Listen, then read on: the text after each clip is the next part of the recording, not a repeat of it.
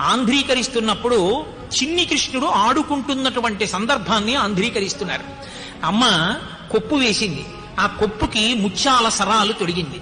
ఈ పిల్లవాడు మట్టిలో పొరలాడుతూ ఆడుకుంటూ మట్టి తీసి గుప్పెళ్లతో మీద పోసుకుంటున్నాడు. ఆ మట్టి ఒంటి నిండా పడిపోయినటువంటి చిన్ని కృష్ణుడు ఎవరున్నాడో ఆ చిన్ని కృష్ణుడు మట్టిలో ఆడుకుంటున్నటువంటి ఘట్టాన్ని పోతన గారు వ్రాస్తున్నారు.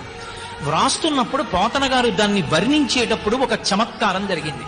తనువునంటిన ధరణీపరాగంబు పూసిన నిరిభూతి పుతగాగా ముందర వెలుగొందు ముక్కాలలామంబు తొగల సంగటిగాని తునకగాగా కాలభాగంబుపై పరగునా విరిబొట్టు కాముని కల్చిన కన్నుగాగా కంఠమాలికలోని ఘననీల రత్నంబు కమనీయమగు మెడ కప్పుగాగా హరవల్లులురగ హరవల్లులు కాగ బాలలీల ప్రౌఢ బాలకుండు శివుని పగిది నొప్పె శివునకును తనకును వేరులేమి తెలియ వెలయునట్లు అన్నారు పోతన గారు.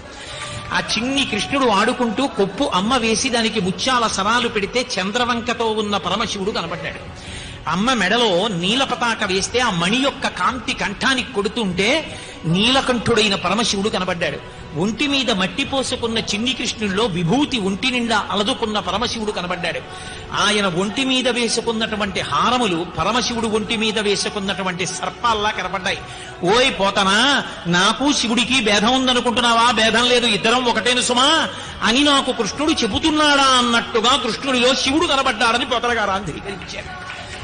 ఉన్నది ఒక్కటే పరమాత్మ. ఆ పరమాత్మ ఆయా అవసరములను బట్టి ఆయా రూపములతో ప్రకాశిస్తూ ఉంటాడు. పోతన